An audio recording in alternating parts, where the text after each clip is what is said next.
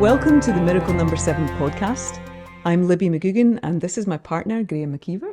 Hello. And in these podcasts, we'd like to take you on an inspirational journey from diagnosis to self-discovery and healing.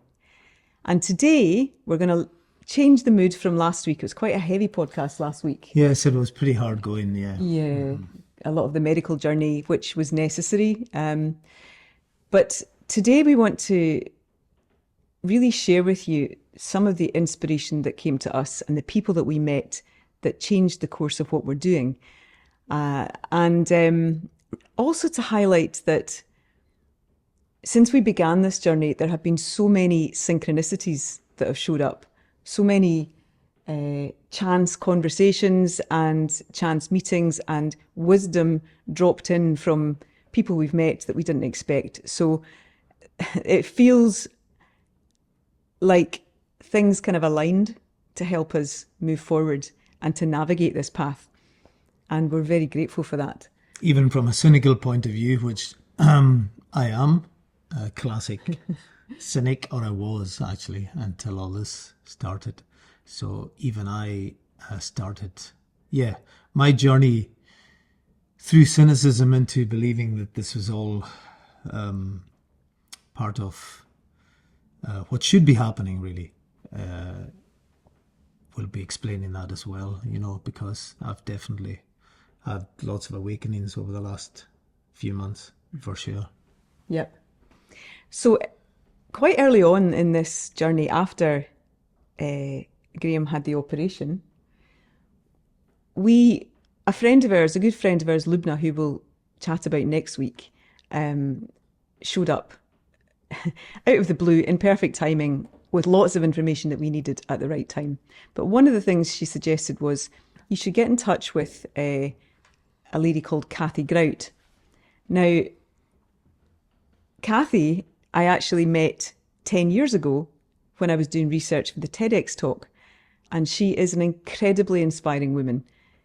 She had advanced end-stage lymphoma and was waiting for chemotherapy, but there was some delay in that happening. So she had several weeks to wait for treatment to start. And in that time, she began investigating other options for her.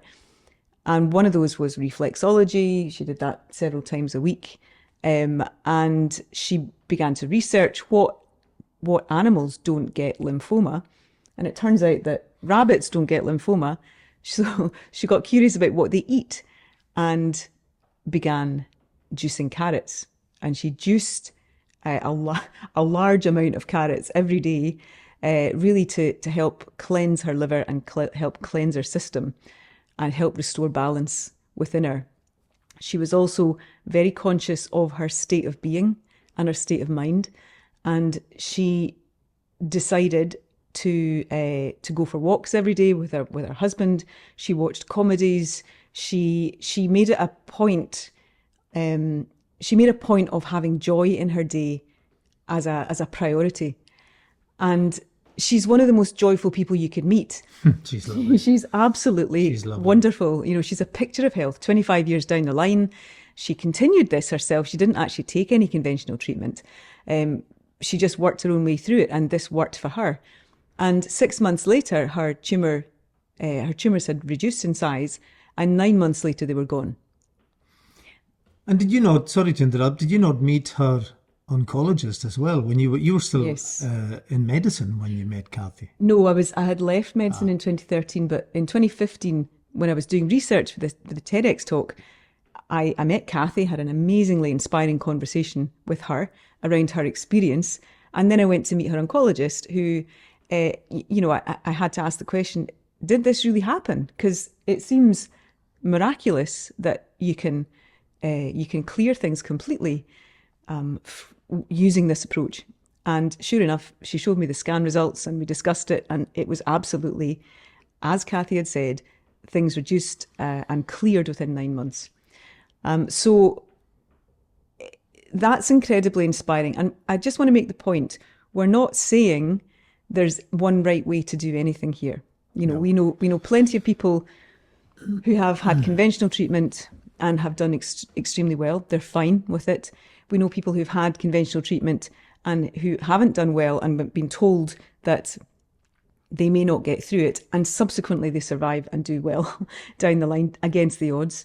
We know people who have had no conventional treatment and have found their own ways and other approaches. So we're not saying there's any one right way to do anything, but what this did for us was it just opened up possibilities and showed us that one of the most important things I think we've learned in this is that you have to, first of all, decide that you want to live and engage with life, and also to trust your intuition about the right way forward for you, because everyone is different and everyone has their own right path forward. So, yeah, intuition's a big thing. But, you know, going back to Cathie, meeting Cathie and her husband Ian was massively inspirational for me. I think I'd had my operation, definitely, and I'd had the news that I had stage 4 cancer by the time we met Cathie. So we went out to visit them in their home, and they were just, we spent 2 hours there just chatting away. It was just lovely. They were just brilliant. But a few things will stay with me from that conversation that afternoon. And well, the main thing was Cathie's just desire to be alive, and her zest for life just shone through. She's an amazing human being. She is. And her positivity and just her kind of, whatever. She's just, she doesn't really get bothered. Sweat the small stuff, I suppose, is the term that people use. She doesn't seem to anyway. And ironically, well, that's another link actually. She did tell us about the saunas, which we will talk about again that day as well, talking about sweating the small stuff. But her husband Ian said at one point near the end of the chat, he just said, look, nobody can give you your power and nobody can take your power away from you. And that really stuck with me, actually.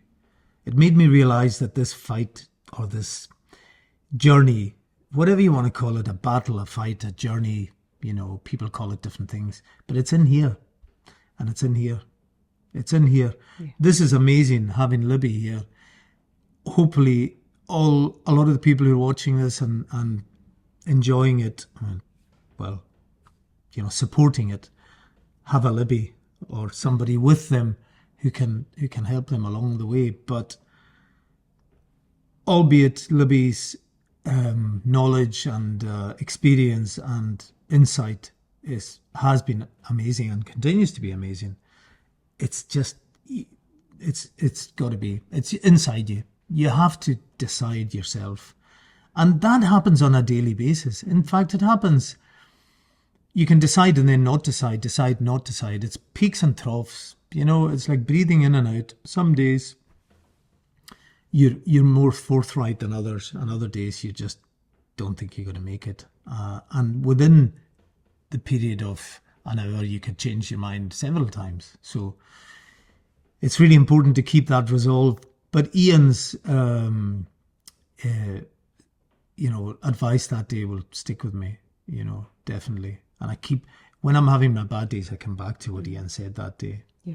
And even you'll see that I've had a wee bit of a trim. I had a haircut the other day. And the barber, Bobby, who's a lovely guy, he didn't really know about any of this. I hadn't seen him for several months. And I was explaining everything that was going on. And he actually said, you decide. And I said, yeah, absolutely, you decide. He used that term. And I think that's it's a powerful term, you decide. Yes. Yeah. In fact, it just reminds me of other friends of ours who have been through a similar journey.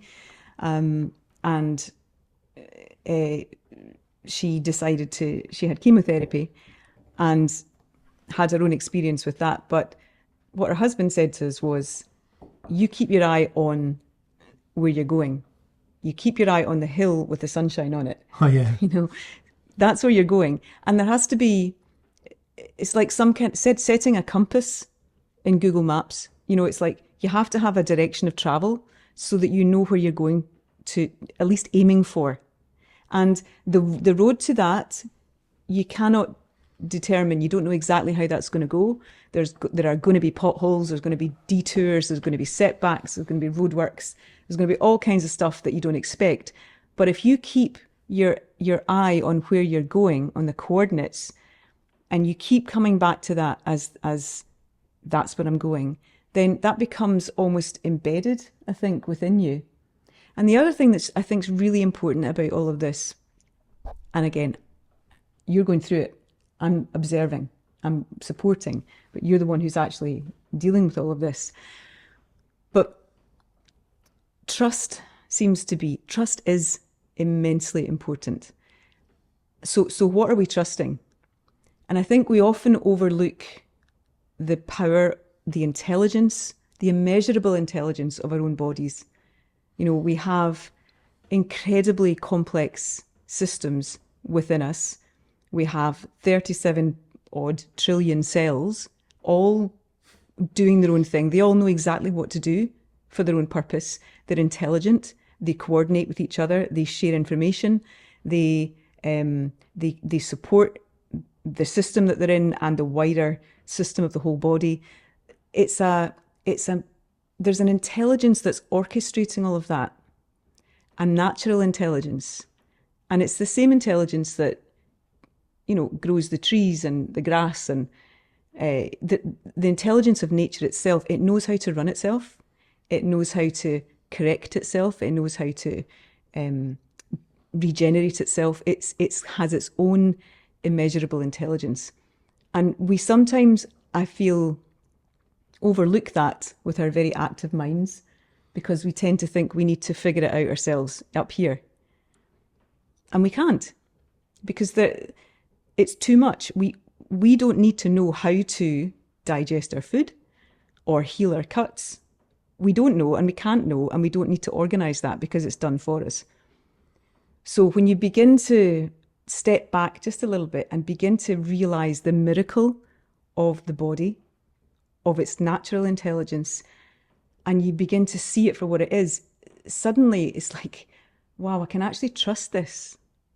It's a huge leap of faith, though. It can be a really huge leap of faith to jump into that feeling of trust. It really can. Yeah. And again, I'm, as I said before, I think I'm a lot less cynical than I was at the beginning of this process, but I certainly was cynical. I mean, the thing, Cathie, going back to Cathie, she was the first cog in the wheel, really, of what we now know as our, circle of healing power, if you like. And as kind of woo-woo as that sounds, it's like, she completely changed our approach to healing and recovery. And then lots of other people just dropped in, one after another, and it just became this it felt like people were just gathering round, saying, it's okay, we've got you, we're helping here, and you're going to be fine, So, I mean, just to be specific about Cathie, she told us so many things that day. Yeah. We couldn't possibly absorb them all, but certainly I started juicing carrots on a daily basis. Mm-hmm. You were giving me a pint a day of pure carrot juice. Yes. And then it became carrot juice with a huge chunk of ginger, some celery, and then grapefruit as well, just to give it a bit of a zing, and I enjoy grapefruit anyway. So that became a daily thing for, oh my goodness, how long? It's still, we still take have them. Juices, different kinds now. Yeah, but we're just kind of varying it now, because the other school of thought here is that, if you're doing things like this and you're having carrot juice every day, there's one school of thought that suggests do that for a while, but then your body gets used to that. So give it a wee shunt and change things a wee bit. So we've started having green juices now with apple and spinach and, and the like. So just alternating that. But Cathie certainly, it makes complete sense. So the three things that she mentions are: get your head straight, get it straight up here. And one of those things is have the desire to live, obviously. Everybody's got a reason that they can put in the dotted line. What is your reason for living? Is your children, your husband, your wife, your dog, whatever it might be, but we've all, or yourself, lots more to do. Get your head straight up here, know what you're doing. Number 2, put good things into your body. And number 3, get rid of them. So they go out as toxins. Detox, yeah. Detox. So those are the 3 main kind of pillars, if you like. I know there's only 3 pillars, so if you built a house with 3 pillars, it would fall down. So there must be another one. But it's a good start, having 3 pillars. In the middle of the podcast recording yesterday afternoon, we had a knock on the door. We had a visitor, so we had to stop recording. So we're just picking this up again the following morning. So it's a new day. It's a new day. Yeah. Picking it up from, actually, the person who came to the door is a really important person in our story. Yes. And we will talk about him later on. But yeah, we'll keep that as a wee surprise. Mm-hmm. But picking up from what I was talking about the 3 pillars and the house falling down, obviously there's a really important 4th pillar, and that is faith. Whatever your faith is, it's not about following a certain religion, not that kind of faith, but it goes alongside trust, I guess, faith. It could be, if religion is important to you, of course, that's, sure. It doesn't matter. It's just realizing we're part of something bigger and having faith in that. And again, it's coming back to what we were talking about trusting the intelligence of the body and the intelligence of life itself. Life has its own intelligence. We're part of a bigger system, and it knows how to run the show. So beginning to trust that. And again, Cathie mentions this a lot about, she actually, it's one of the key things she talks about is trusting your body, that your body's always acting in your highest good, and beginning to develop that relationship with it that is one of harmony and one of trust and respect, and knowing that it's doing its best for you in every single moment. So. Well, what you say to me a lot is be kinder to yourself, because I am quite hard on myself, really. I'm a very, I like things to be a certain way. And in my job as well, I get really stressed out if I don't do things just right. And I suppose we've been treating this as almost a job. It has become a job, really, since my diagnosis 5 months ago now. Both Libby and I aren't really... I'm doing a little bit of work, but we're not really working. This is the work. This is the job. And I get frustrated if I don't do things a certain way, even with this, But it's just remembering when I have those wobbles, just to come back to that faith, And again, as Libby said, it's not about following a particular religion, although, we will discuss this again in further podcasts about, how open I've become to that since all this happened as well. And I think that's important, But, Cathie, going back to Cathie and that whole experience, meeting her for the first time, it was so inspirational. And, even just the other day, we speak to Cathie regularly, and when there's a bit of a wobble or there's a bit of a dark day, sometimes we'll get in touch with Cathie, and she always just centers me back again. And I think that's what this is about, really. You'd get a lot of support from other people who are going through a similar, scenario or journey.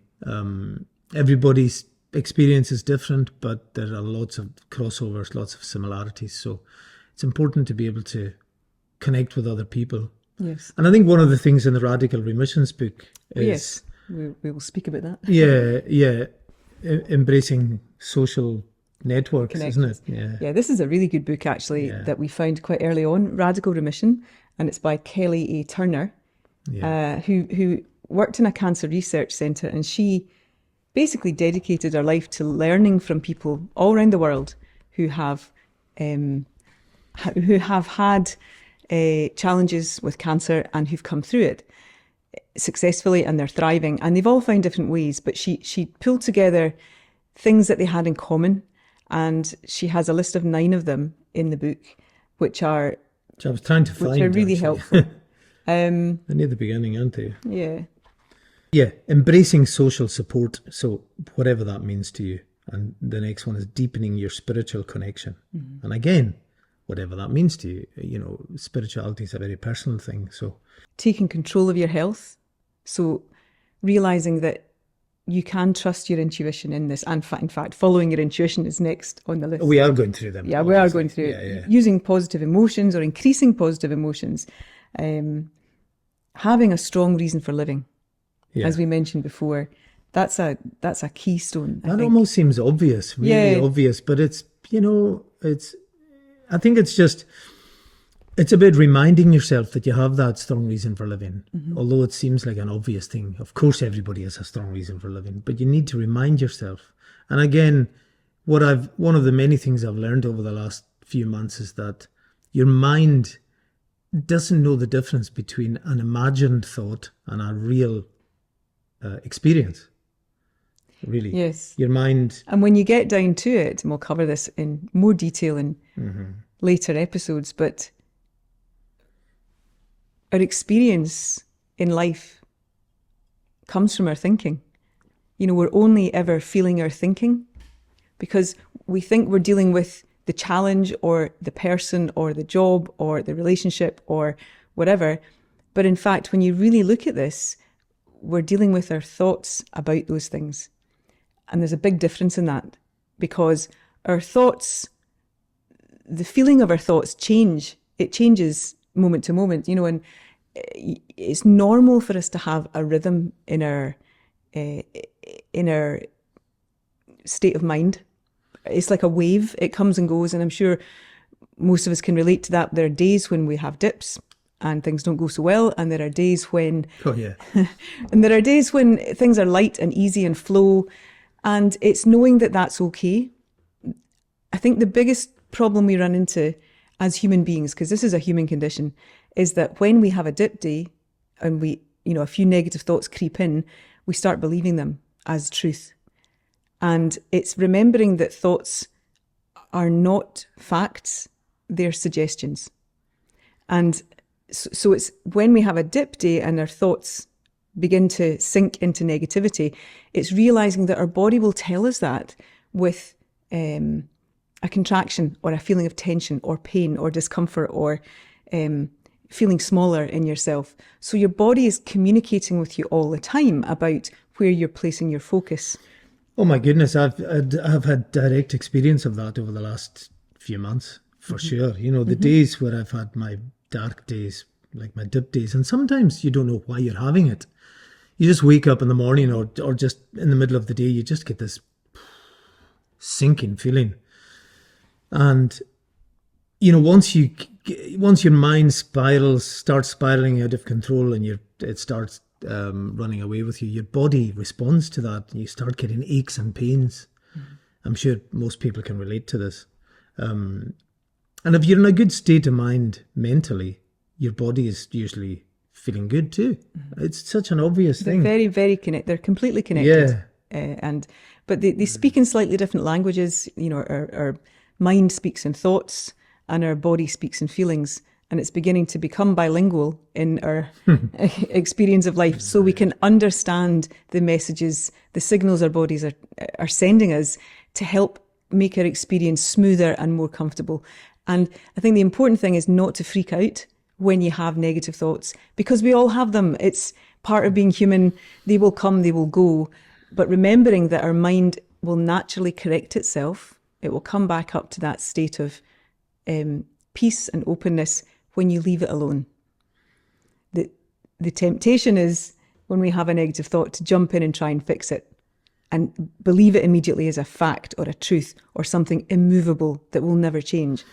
But what you've said often is if you catch it, as long as you catch it, you know, because I used to give myself quite a hard time for, you know, even before all of this, you know, there were certain challenges in my life and I'd just, you know, get stressed about, you know, something that now seems completely pointless to get stressed about, to be honest. But Libby would say, well, you know, as long as you catch that thought and you understand, then hopefully you'll catch it quicker the next time. Yeah. And it's a process of learning. Yeah, it's a is. process of learning. And we're always learning. All of us are. So, so it's just recognizing that we have this lovely biofeedback system in us. And again, we'll come back to this in more detail. Yeah. But we'll touch on this just now. But one of the big things that Cathie did in her journey, and which you've taken on as well, is visualization. So you can use your mind in a different way to help assist you in your journey. Cathie had a lovely visualization of, she imagined her tumours as little blobs of kind of grey matter, and she imagined her T cells, her immune cells, as little piranha fish. So she had this running in the background like a little video game. I think she did it 3 times a day to begin with, and then it became just on repeat constantly, where these little piranha fish were munching the tumours, and she even had a soundtrack, which was nom nom nom nom nom nom. Yeah, that's how it sounds. That's how it sounds. When things are eating other things. Other things. So, nom nom nom nom nom. So this was running in the background, and who'd have thought, with that in combination with other things she was doing, her tumours cleared up. And visualization is actually a really important part of a lot of people's journey. Yeah. There's another great book, well, several books, but David Hamilton has written a lot around this subject. He's studied lots of research, lots of studies. He was in the pharmaceutical industry before and became very interested in placebo and how powerful our mind is in reshaping our experience. So in this particular book, How Your Mind Can Heal Your Body, he has interviewed lots of people about their own visualizations for all kinds of conditions. And he talks about placebo a lot as well. Yeah, I mean, even I've managed to read this book and understand it.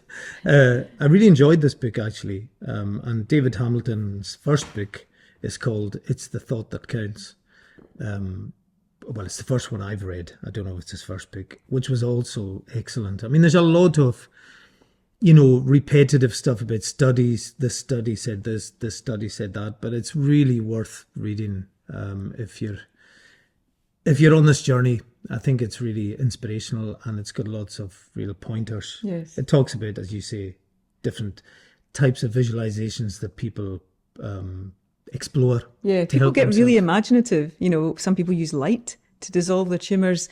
Some people have little mini firemen with with a hose that just dissolves tumours and makes them melt. Be a different thing. I think that's more of a fantasy than a visualization for some people. Many firemen.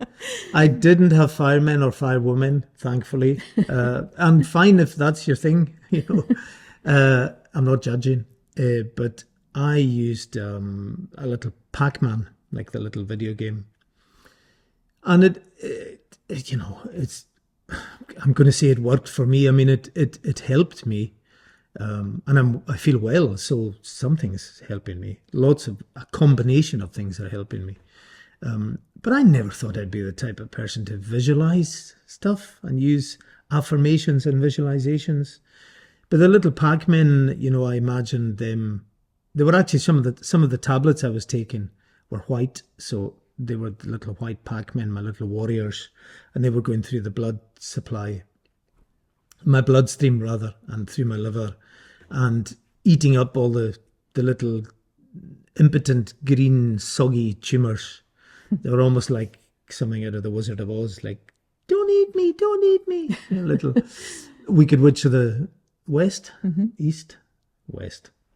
So, yeah, I used that, and I it helps. It really helps, and whatever helps you is a good thing. It doesn't, like I say, whether it's firemen or Pac-Men or whatever. piranha fish. But you've evolved in your visualizations now, haven't you? Yes, my visualizations have changed in that. So Libby's been introducing me to a lot of different meditations and different people who speak about, life in general. There's a guy called Neville Goddard who was way ahead of his time. He was in the 50s, 60s. But he's amazing. And he talks about visualizations and affirmations in a different way. He tries to encourage you to visualize everything being okay. So you create a scene, one scene in your head, and all the elements in that scene are all the different visualizations you've been trying to imagine. So mine, for example, is me standing at the head of a big table with my 3-piece tweed suit on. I have a glass of wine in my hand. I've got Libby beside me. And we're having a meal with my family and maybe close friends, but mainly my family. And some of the younger kids in the family are wearing Miracle Number 7 T-shirts, and stuff. So we're doing well. We're healthy. We're happy. Everything's okay. And I've passed the period of recovery. I'm just having a vibrant, healthy life, So that's what I'm doing now, But the key thing about these visualizations is the feeling. Mm-hmm. Building a mental picture of it is important, but connecting to the feeling of how that feels to be there. As you said earlier, your brain can't tell the difference between what's real and imagined. So when you feel the feeling of being in the state or the place that you're aiming to go to, then your body can't tell the difference. So it begins to assume that you're there, and it begins to adapt and change towards that. So the feeling is really important, and it's again, we'll go into more detail down the line, but the energetics behind this is key. So if you can simply try that and trust it and see how it works for you. It's a big leap to go from visualizing something and imagining a scene to actually trying to harness the feeling of being in that scene and how that makes you feel. It's a big jump. Yeah, it really is. I'm still working on it, But there's two benefits from that, because you feel better straight away in this moment right now, and we only ever have this moment. Whatever we're dealing with, there's only ever now. The past doesn't actually exist except in our minds, and it only exists in our minds when we choose to focus on it. Otherwise, it's not there. And the future is imagined. Yeah. It's not actually there. It's not here right now. All we ever have is now, this present moment. And the now, when you drop into that presence, that sense of stillness and peace of being right here, right now, immediately you start to feel better. Because our mind, our personal minds don't like being present. They're very keen to go back to the past and talk about what we should have said or what they should have said, or worry about the future. Yeah. It jumps all over the place. But when you can move out beyond that to that space of presence and be here and now, then you're immediately, the pressure's off, you're more awake, you're more connected to life, you're more aware, you make better decisions, you connect from the heart to people who are actually here with you. So you're not thinking of something else while you're with someone, you're with them. So there are so many benefits to, imagining that scene makes you feel better now. Yeah. And it also helps pave the way towards knowing that that's where you're going. So it's a combination of appreciating the present moment and being just anticipating good things coming. I think it's that combination, isn't it? Yeah, absolutely. I agree. But as I say, it does take work. You have to work at it. You can't just imagine that you're just there and you get the feeling straight away. It does take work, and it's frustrating. I mean, a lot of the things I've been doing over the last few months are work, including the meditations, the affirmations, the visualizations. Taking all the different supplements and the tablets and all the various other protocols that we've been following, which we'll talk about in more detail, obviously. But it's all work, but what better investment could you make in your life than in your own life, as I said in the previous podcast. But going back to Cathie, she inspired a lot of the things that I'm now doing. Yeah. She definitely gave us a massive lift and a direction with a lot of the things that we're still Yes. doing. So, And I think, simply knowing or meeting or hearing about someone who has done this, even if it's just one person, if one person has done this, it's possible. yeah, So it's keeping the door open to possibilities. Now, no one can make any guarantees of anything, but when you keep that door of possibility open, immediately it shifts it from being, why me, to why not me surviving? Why not me thriving? Other people are doing it. yeah, There's a big shift there. And people like Cathie and all the other people we'll speak about as we go through are examples of that. And I think the more that we realise that's possible, the more it becomes normal within us to expect that. yeah. Yeah. I mean, originally this podcast episode was going to be called Carrots with a Yes. exclamation mark, but it's now called Anything is Possible. So it's about meeting Cathie and the inspiration we got from Cathie. But it's also about all these little elements of things that we've started building into what is now everyday life for me anyway. And Libby's been following all of it as well, apart from taking the tablets. Libby's been following everything every step of the way. As Libby said, if one person watching this or listening to this can get inspiration from it, and that's incredible. And that's why we wanted to do this, was to share what we've learned and our inspiration, and hopefully it'll help somebody else. And I'm really fortunate and grateful to have a Libby beside me, following me and supporting me and loving me as she does the whole way. And I hope that, whoever you are going through this, you have a Libby or somebody who can help you. It's important, Yeah. and if you don't, then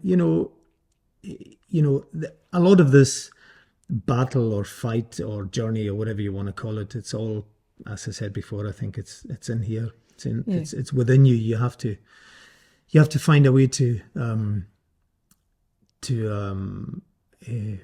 be okay with yourself, with the decisions that you're making. And it's a tough thing, making decisions based on intuition, because you don't know what intuition is until you actually use it, really, I think. Absolutely.